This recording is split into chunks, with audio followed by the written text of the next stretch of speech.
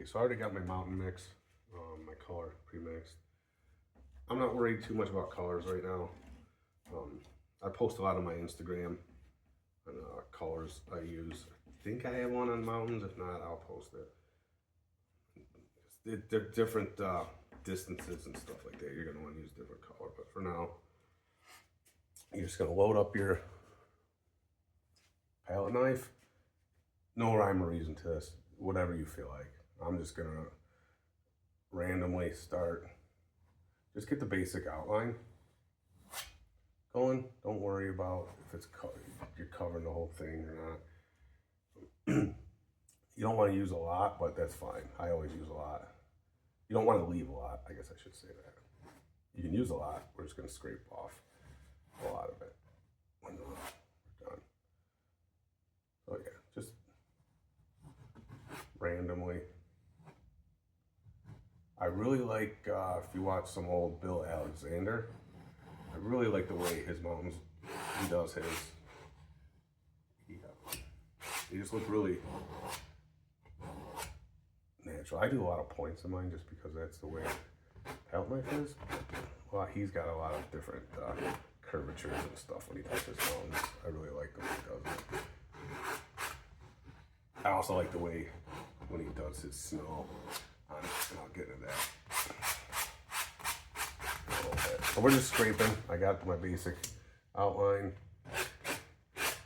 Scrape a lot of the excess off. You don't want a lot of, if you have too much, you're gonna regret it. Because then when you go to do the snow, it's all gonna blend and make a muddy mess. You're not gonna get the colors you want. But don't sweat over it. So if it's muddying up, you just look at it as a lesson learned, and next time don't use much. And really all you're doing is really staining the canvas. So trust me, even when you think you got it's too thin, it's not. Right now it's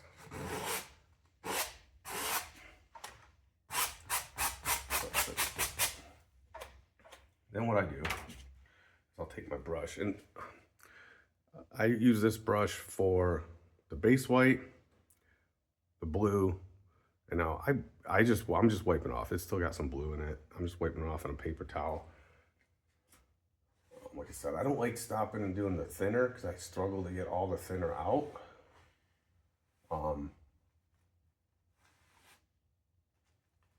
After a clean, like a quick cleaning, and then it just makes your paint too thin and wet, watery, thin. Right now all I'm doing is, you don't want to go above your edges, which I've done several times, but that's okay. Try not to. I'm just pulling the paint down. And kind of the reason for this is just, one, it's going to fill it all in with color. And it's going to be darker, then get lighter. It's going to look, give it that distance.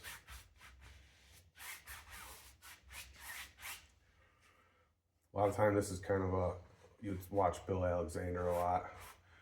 He would take whatever paint he had on his brush at the time, and to clean it, he would just, especially if you're doing a landscape, he would just smear it down there to clean his brush, which is totally fine. Because all these colors, especially sky colors, are gonna end up in the water.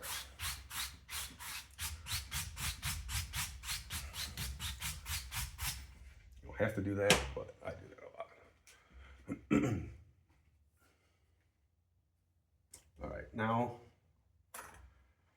for the snow. I'm gonna stick with the flake white just because, like I said, it's a thick paint and I like it better for my snow. Here's my thought. Everybody, me when I first started too, you concentrate too much on getting that little roll, right? Get that little roll on the end. I don't concentrate on that little roll because I think that's what made me struggle when I first started with snow. Was I was more worried about getting that roll on the palette knife than I was actually painting. And I get everything I did wrong, I blame on my roll of paint's not good enough. Watch some old Bill Alexander. That guy doesn't worry about rolls or anything. He's very loose with it. So a lot of times you don't want a ton on it, but a lot of times I just, whatever I get on it, I get on it. There's no roll, it's a mess, right? But I'm fine with it. It'll come out fine, I promise. Really light. I know everybody stresses how light, you know, hold it like 2 fingers like this, so you're not putting any pressure on it. You guys seen it a million times. Light, I can't stress it enough. Light. So just start touching it. You want to start it just above your line, because you don't want like a snow line here to start, and then you got your background there. So we're gonna cover with snow. So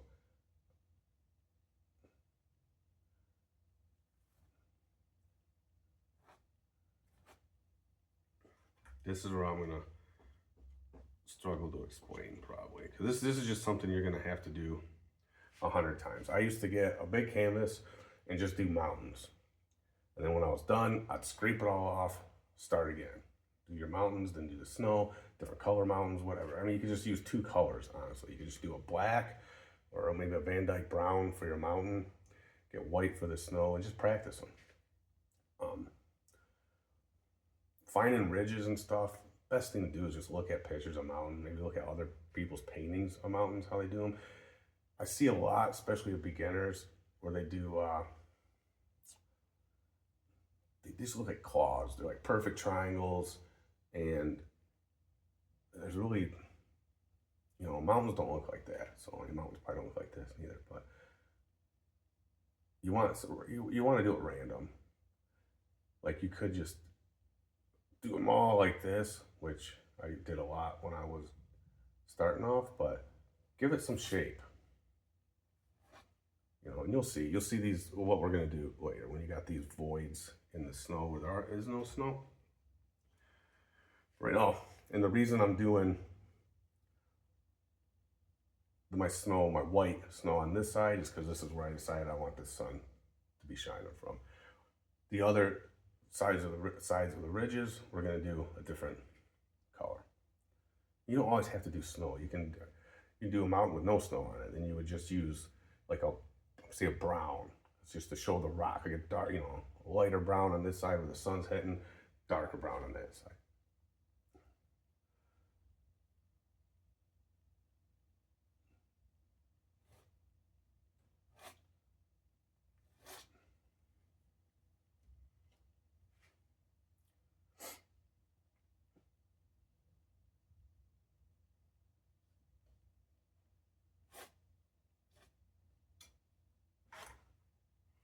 Do not stress over your snow and how it's looking. Also, I'm gonna stress this now. This is where you're starting to get a little bit detail. Walk away from, step back, take a look at your painting. It'll look so much different when you step back. Also take a picture of it when you're done. But with oil paint, it's gonna stay wet forever. So you got plenty of time to work on it. A lot of times I'll take a picture of it, post it on my Instagram, or just look at it before I post it and see something I don't like, and then I'll come back and fix it. You just get different perspectives when you do that. One trick I have is I drink coffee a lot when I'm painting. I keep my coffee way back, so when I want it, it forces me to walk back, take a drink of my coffee, and look at my painting. There I used too much, but like I said, I used to sweat that. But it looks fine. You don't want to that's another thing. You don't want to overwork it, because when you do, you just start smoothing it out. Then you lose all that little detail that you're creating.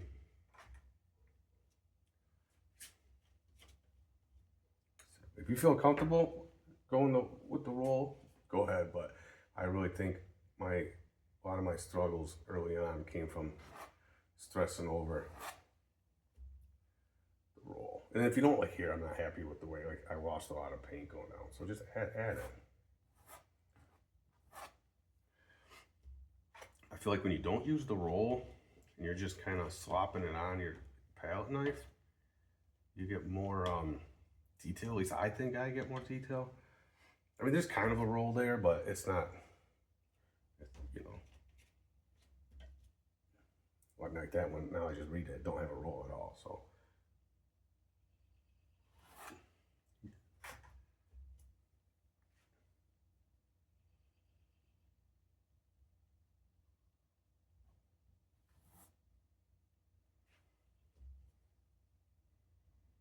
and just start randomly just put it anywhere.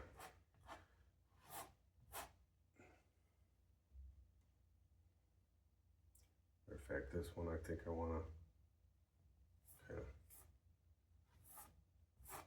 do that.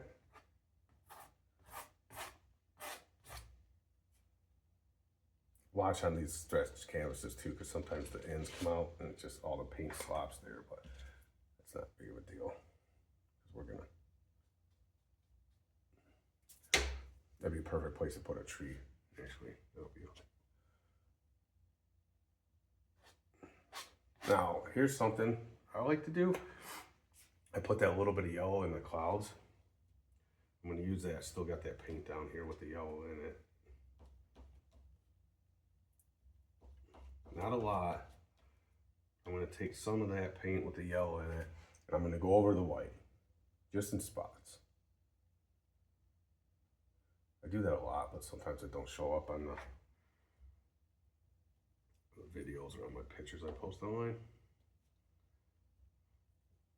I do think adding a third color on a lot of stuff really adds to the dimension.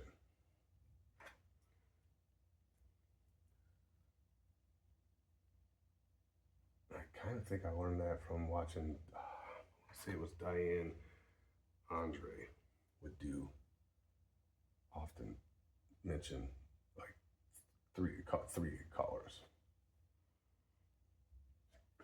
So that way you kind of got your mountain, you got the snow, and then you got snow with the sun reflect off. Maybe when you're starting off, if you're brand new to this, don't do the third color, because then it could get messy if you're not careful. Because you're going, you know, now you're on top of 2 layers of paint instead of just 1.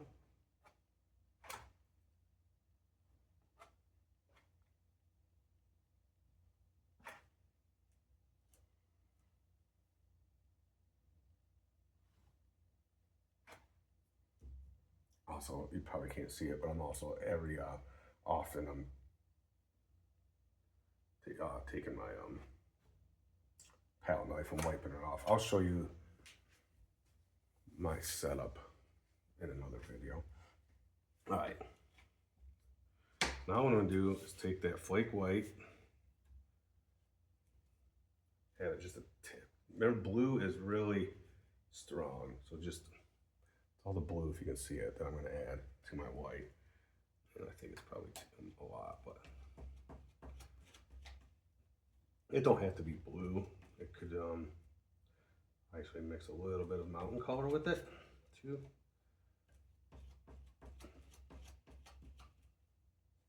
And that's gonna be your shadow side. So this is gonna be the snow that's not in direct sunlight.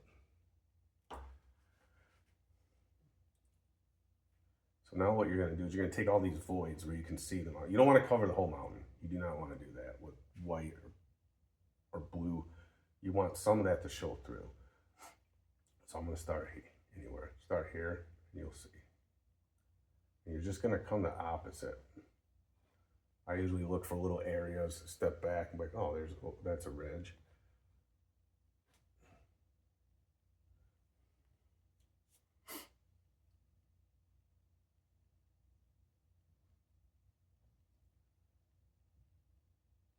You just gotta be honest. It's not hard. You just want to be careful that you're not just blending it in with all your other stuff, which is where a thick paint. I know a lot of what you see on TV and stuff, they really stress that thick paint. I think people overthink that too. You don't want the cheap or the really thin oil paints.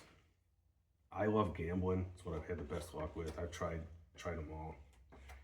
Gamblin Artist and Gamblin 1980 line is really nice, especially for doing this kind of work.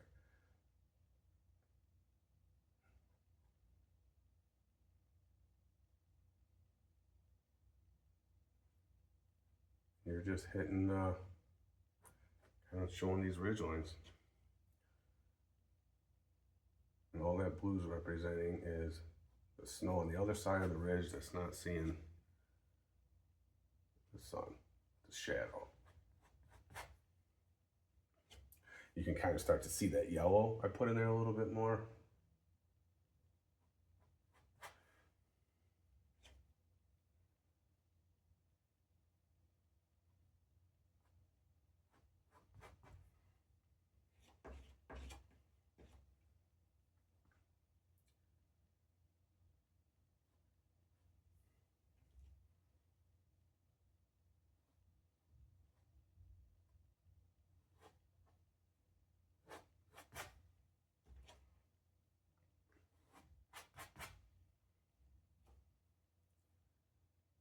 Run a little on this paint. I should have mixed more.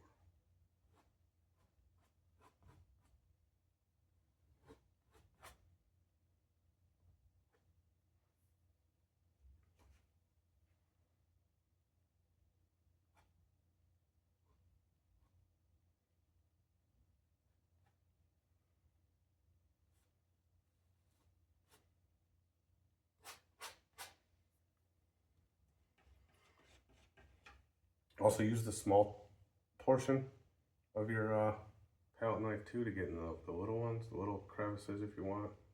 Give it a little bit more detail that way.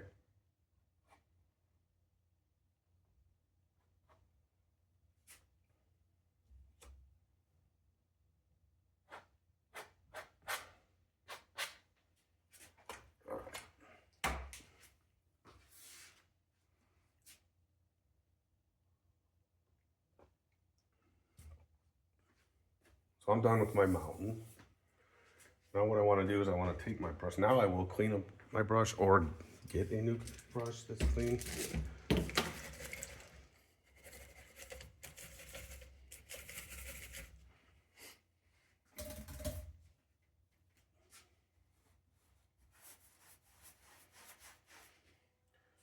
You kind of want to make it look like mist.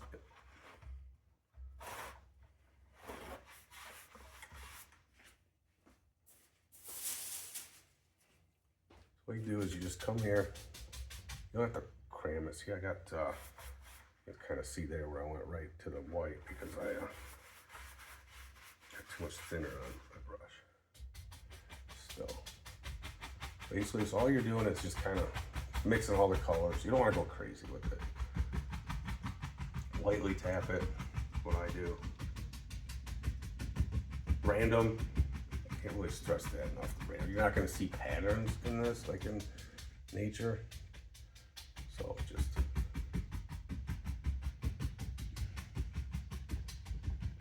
lightly tap it. I know it's, especially when you're first starting off, you can say, I just did that mountain and I went down that far, now I'm rooting it. You're not rooting it. I wouldn't go all the way up top, but you know, it will be rooted, but it's really light tapping on it. This is where that flake white replacement comes in handy too. If you use a thinner white, it's just, you can kind of still see some of the white through it. All right, so what that has done is that's going to give distance when we put trees and stuff. We'll do the trees next.